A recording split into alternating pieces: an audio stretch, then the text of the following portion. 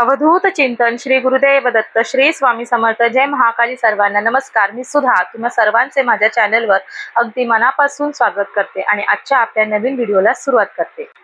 आषाढी एकादशी पासून चातुर्मासाला सुरुवात होते आणि या 4 महिन्याच्या कालावधीमध्ये भगवान श्री हरी विष्णू हे योग निद्रेमध्ये असतात। म्हणूनच हरी विष्णू यांना प्रसन्न करून घेण्यासाठी या 4 महिन्याच्या कालावधीमध्ये अनेक प्रकारचे व्रत वैकल्य केले जातात।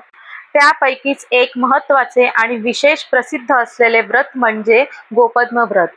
चातुर्मासामध्ये करण्याचे हे एक व्रत आहे। अखंड सौभाग्य प्राप्तीसाठी तसेच आर्थिक बाजू भक्कम करण्यासाठी, आर्थिक परिस्थिती सुधारण्यासाठी, त्याचबरोबर जे नवीन विवाहित स्त्रिया असतात, वधू असतात, त्यांना त्यांच्या लग्नापासून पुढच्या 5 वर्षापर्यंत अगदी अखंड हे गोपद्म व्रत करायचे असते। हे व्रत त्यांनी केल्यामुळे त्यांना अखंड सौभाग्य प्राप्त होते आणि श्री हरी विष्णूंची ही सर्वात उच्च कोटीची ही सेवा आहे।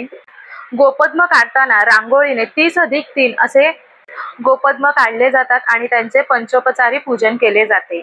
आपल्या देवघराच्या समोर किंवा आपल्या मुख्य प्रवेशद्वाराच्या बाहेर ही रांगोळी काढून हे व्रत करता येऊ शकते। मासिक धर्म, सुताक, विटाळ असेल तर आपल्याला हे व्रत कसे करायचे आहे, त्याचबरोबर गोपद्म व्रत करण्यासाठी कोणते नियम पाळावे लागतात, ही सर्व माहिती आज आपण या व्हिडिओमध्ये पाहणार आहोत। व्हिडिओ अगदी शेवटपर्यंत पहा, म्हणजे तुम्हाला तुमच्या प्रश्नांची सर्व उत्तर या व्हिडिओमध्येच मिळून जातील। आणि आपण जर नवीन असाल या चॅनलवर, नवीनच तुम्ही प्रथम आपला हा व्हिडिओ पाहत असाल तर सबस्क्राइब करायला देखील विसरू नका। त्याचबरोबर बाजूला जे बेल आयकॉन आहे ते देखील प्रेस करायला विसरू नका, जेणेकरून असेच नवनवीन माहितीचे व्हिडिओ तुमच्यापर्यंत नेहमी पोहोचतील। गोपद्म हे व्रत 4 महिने असते। चातुर्मास सुरू झाल्यापासून ते चातुर्मास पर्यंत म्हणजे 4 महिने आपल्याला हे व्रत करायचे आहे। गोपद्म व्रत हे करण्यासाठी अतिशय सोपे आहे। हे व्रत अगदी कोणीही करू शकते। स्त्री, पुरुष, कुमार, कुमारिका, वयोवृद्ध, आपल्या आजी असतील घरामध्ये, कोणीही अगदी हे व्रत करू शकते। अगदी विधवा महिला स्त्रियांनी हे व्रत केले तरी देखील चालणार आहे। 6 तारखेला चातुर्मास सुरू होत आहे। 6 जुलैला आषाढी एकादशी आहे।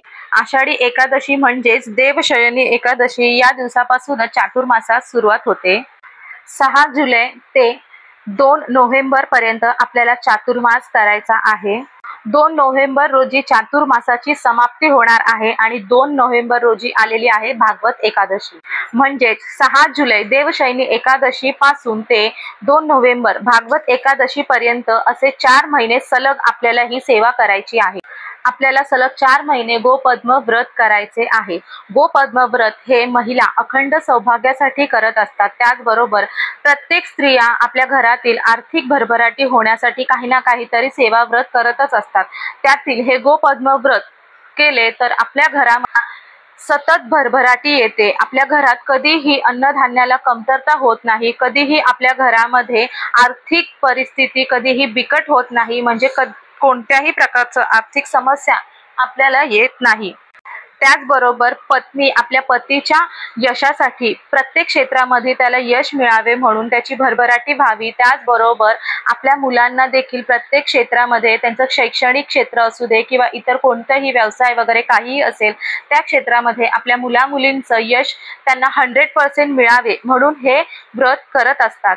आता हे व्रत करण्यासाठी आपल्याला बाहेरून बघा रांगोळीच्या साचे मिळतात, तुम्हाला स्क्रीनवर दिसत आहे। अगदी त्या प्रकारे रांगोळीचे साचे मिळत असतात। तुम्ही हे रांगोळीचे साचे घेऊन त्या प्रकारे रांगोळी काढायची आहे। आता तुम्हाला विदाऊट रांगोळीच्या साचेने तुम्हाला गोपद्म छान काढता येत असेल तर तुम्ही साचे नाही घेतले तरीही चालणार आहे। अगदी हाताने तुम्ही तुमच्या छान सुंदर अशी गोपद्म काढायची आहे। सर्वात प्रथम गोपद्म म्हणजे काय तर गायीच्या पावलांच्या खुणा, गायीचे पाऊल ह्याला गोपद्म असे म्हणतात। तुम्हाला स्क्रीनवर दिसत आहे अशा प्रकारे आपल्याला 33 गायीची पावलं काढायची आहेत। 33 गोपद्म आपल्याला काढायची आहेत। आता हे गोपद्म करण्यासाठी आपल्याला कोणती विशेष सेवा देखील करायची नाही, साधी सोपी आपल्याला ही सेवा करायची आहे। सर्वात प्रथम आपल्याला जेव्हा गोपद्म काढायचे आहे, आपण आपल्या देवघराच्या समोर हे गोपद्म काढायचे आहे आणि सफेद रांगोळी म्हणजे पांढऱ्या रांगोळीनेच आपल्याला हे गोपद्म काढायचे आहेत। एक लाल रंगाचे कापड वस्त्र आपल्याला हांतरायचे आहे आणि त्याच्यावरती आपल्याला हे गोपद्म पांढऱ्या रांगोळीने काढून घ्यायचे आहे। त्याच्यावरती हळद कुंकू अक्षता अर्पण करायची आहे, वाहायची आहे। धूप दीप अगरबत्तीने गोपद्माला ओवाळून घ्यायचे आहे। अशा प्रकारे फक्त पंचोपचारी पूजन आपल्याला ह्या गोपद्माचे करायचे आहे। अशा प्रकारे साधी आणि सोपी अशी गोपद्माची सेवा आपल्याला 4 महिने करायची आहे। गोपद्म म्हणजे गायीचे पाऊल। आपल्या हिंदू धर्मामध्ये गायीला अनन्यसाधारण महत्त्व दिलेले आहे। आपण गायीला आपली माता असे मानतो, म्हणून आपल्याला या 4 महिन्यामध्ये गायीचे देखील विशेष अशी पूजा करायची आहे। बघा, आपण आता शहरी भागामध्ये राहतोय, म्हणून शहरी भागामध्ये आपल्याकडे गायी वासरू आपण खरे पाळणे शक्य नाही, परंतु जे गावाकडे राहतात त्यांनी अगदी गाय वासराची सेवा ह्या 4 महिन्यामध्ये अधिकाधिक जास्तीत जास्त करावी। प्रत्येक दिवशी गायीला आणि तिच्या वासराला आपल्याला नैवेद्य अर्पण करायचा आहे, नैवेद्य दाखवायचा आहे। आता आपण शहरी भागामध्ये राहत असल्या कारणाने आपल्याकडे गायी आणि वासरू आपण घरामध्ये किंवा आपल्या घराच्या बाहेर देखील आपण त्यांना पाळू शकत नाही, म्हणून आता आपण काय करायचे तर आपण ह्या गोपद्माच्या सेवेसाठी आपल्याला चातुर्मासामध्येच गायी आणि वासराची मूर्ती, जिला आपण कामधेनू असे देखील म्हणतो, अशी मूर्ती आपल्याला विकत घरी घेऊन यायची आहे। तुम्हाला स्क्रीनवर शो होत असेल अशा प्रकारे आपल्याला गाय आणि वासराची मूर्ती घरी घेऊन यायची आहे। मूर्ती ही भरीव असावी।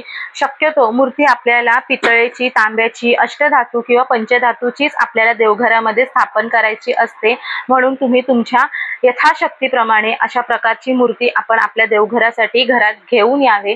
ज्याप्रमाणे आपलं लहान बाळ, आपलं लहान वासरू गायीचे दूध पित आहे, अशा प्रकारची आपल्याला मूर्ती आपल्याला घरी घेऊन यायची आहे। गायीमध्ये 33 कोटी देवी देवतांचा वास असतो, म्हणून आपण नक्कीच गायीचे पूजन सर्व घरांमध्ये, हिंदू धर्मांमध्ये सर्वजण करतच असतात। तर अशा प्रकारे छान अशी छोटी किंवा मोठी तुमच्या इच्छेनुसार अशी गायीची मूर्ती घरामध्ये घेऊन या आणि देवघरामध्ये तिला अभिषेक वगैरे घालून तिचे पंचोपचारी पूजन करून आपल्या देवघरात तिला स्थापन करा। त्याचबरोबर तिला धूप दीप अगरबत्तीने ओवाळून घ्या, अक्षता, हळद कुंकू तिला वाहून घ्या, अर्पण करा आणि खडी साखर आणि दुधाचा नैवेद्य किंवा आपण गायीला नैवेद्य म्हणून चपाती आणि त्याच्यावरती एक गुळाचा खडा, पोळी आणि गुळ असा आपण तिला नैवेद्य दाखवायचा आहे। आता जर तुमच्या नजीकच्या परिसरात अवतीभवती तुमच्या म्हणजे पाहण्यामध्ये कुठे गायी वगैरे तुम्हाला दिसली तरी देखील तुम्ही त्या गायीला देखील गुळ पोळीचा नैवेद्य तिला दाखवायचा आहे। तिला तुम्ही तुमच्या हाताने खाऊ घालायचे आहे।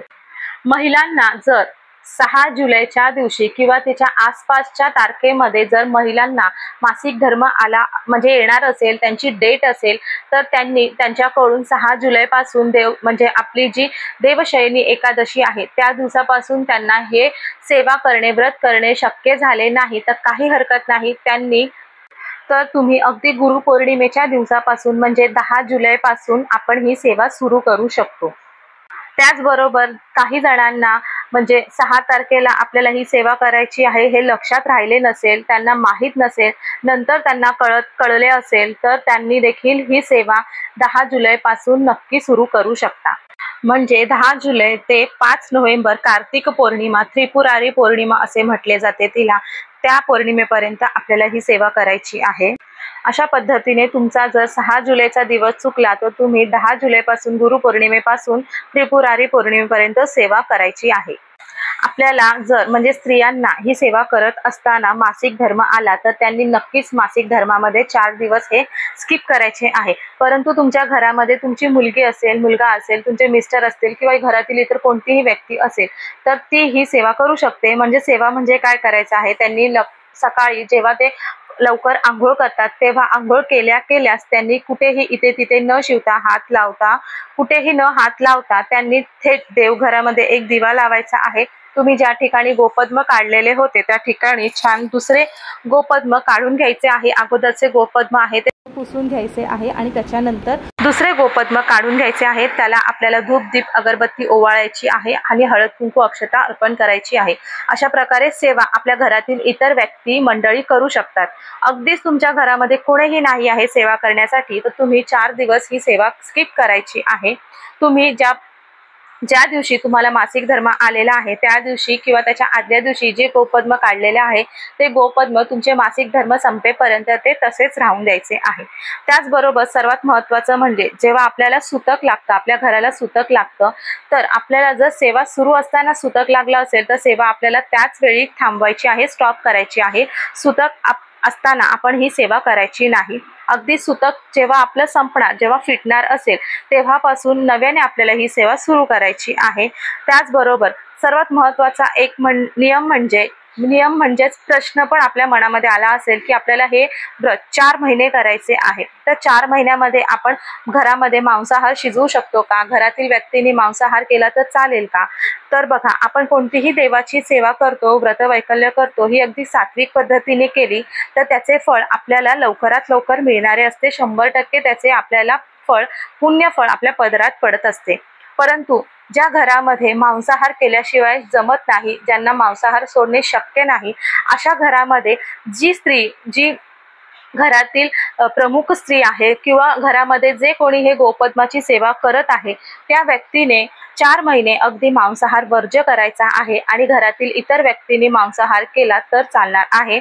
शिवाय जी स्त्री गोपद्माची सेवा करत आहे त्या स्त्रीला घरामध्ये नॉनव्हेज करावे लागत आहे किंवा म्हणजे घरातील इतर मंडळींना नॉनव्हेज शिवाय काहीही दुसरं चालत नाही, तर त्या स्त्रीने सकाळी लवकरात लवकर आपली ही सेवा गोपद्माची लवकरात लवकर करून घ्यायची आहे आणि त्याच्यानंतर तिने मांसाहार घरामध्ये शिजवले तर काही हरकत नाही। फक्त त्या स्त्रीने हे मांसाहार 4 महिने अजिबात घ्यायचे नाही, तिने स्किप करायचे आहे। एवढंच फक्त आपल्याला हा नियम ह्या ठिकाणी पाळायचा आहे।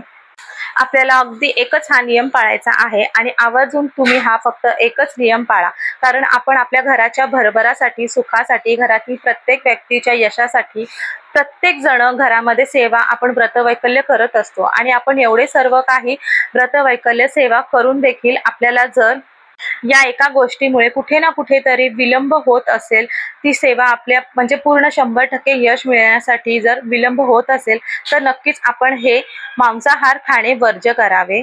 बघा, मांसाहार म्हणजे राक्षसाचे खाणे म्हटले गेलेले आहे आणि हे राक्षसाचं खाणं जर आपण भक्षण केलं तर त्या ठिकाणी काहीही सात्विकता राहत नाही, त्याचबरोबर आपल्या कामामध्ये देखील पूर्णपणे यश आपल्याला मिळत नाही। म्हणून हे 4 महिने अगदी मांसाहार वर्ज्य करावा।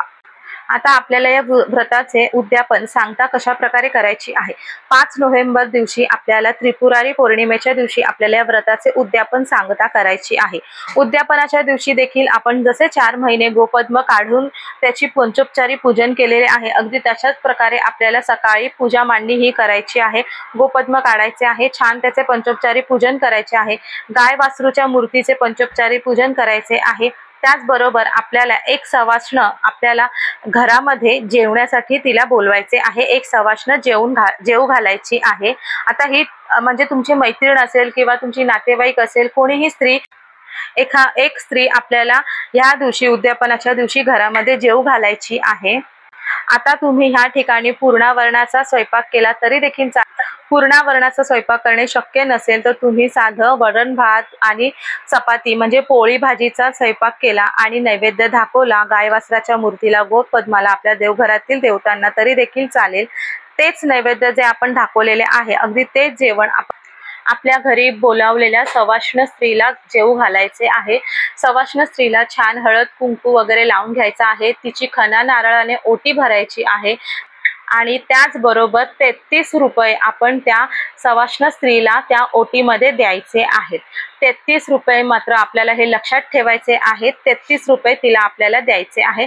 अशा प्रकारे साधे सोपे असे उद्यापन आपल्याला ह्या दिवशी करायचे आहे। अगदी साधी सोपी आपल्याला ही सेवा करायची आहे, साधे सोपे अगदी हे व्रत आहे, म्हणून ही सेवा व्रत करण्याला कोणालाच काहीही हरकत नसावी। कोणत्याही प्रकारचं मंत्र उच्चारण, कुठल्याही प्रकारचं जप माळ वगैरे आपल्याला करायची नाही, 1-1 तास देखील आपल्याला या सेवेसाठी द्यावा लागत नाही। म्हणून अगदी कुणीही हे व्रत नक्कीच करू शकता। आपल्या घराच्या भरभरासाठी, आपल्या संतानाच्या, आपल्या पतीच्या सुखासाठी, त्याच्या यशासाठी आपण नक्कीच हे व्रत करू शकतो। तर आजची माहिती तुम्हाला आवडली असेल तर नक्कीच आपल्या या व्हिडिओला लाईक करा, जास्तीत जास्त शेअर करा। तुम्हाला जर चातुर्मासाच्या गोपद्म व्रताविषयी आणखीन काही प्रश्न विचारायचे असतील तर नक्कीच कमेंटमध्ये तुम्ही विचारू शकता।